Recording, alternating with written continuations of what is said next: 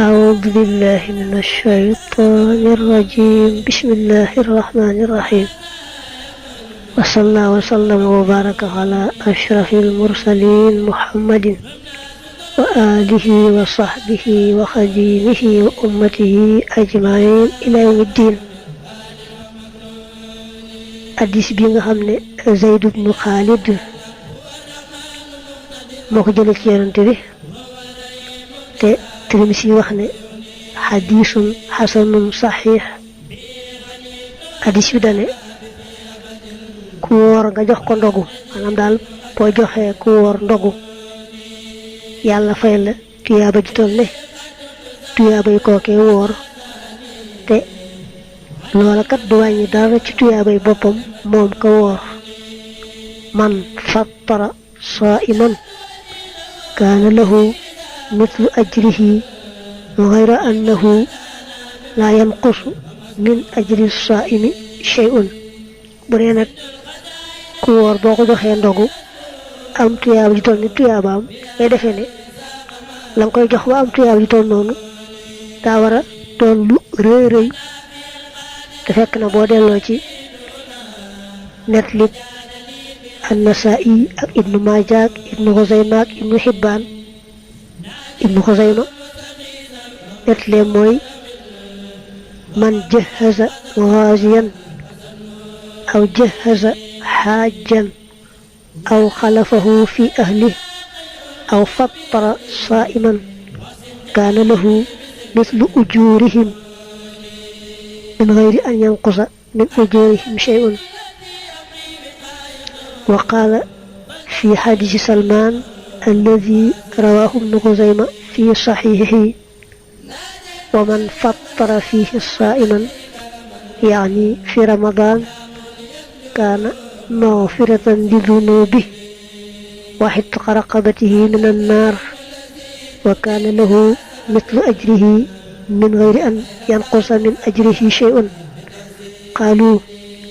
ليس كلنا يجد ما يفطر به الصائم، فقال رسول الله صلى الله عليه وسلم يعطي الله تعالى هذا الثواب من فطر صائما على تمرة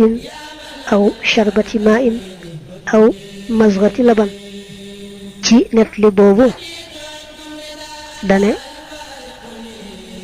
ku fekk ku bëgg a dem ci jihaad ci yoonu yàlla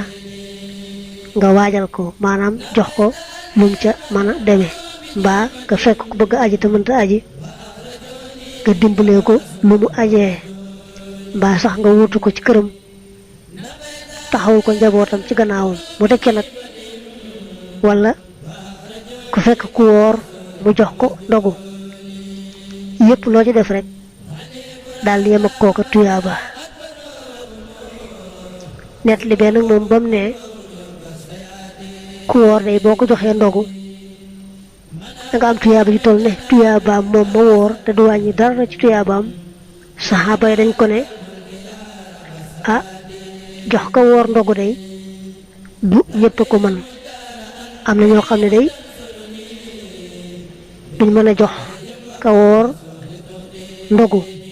ndax yooyu jamono daa neexutoon, xëy na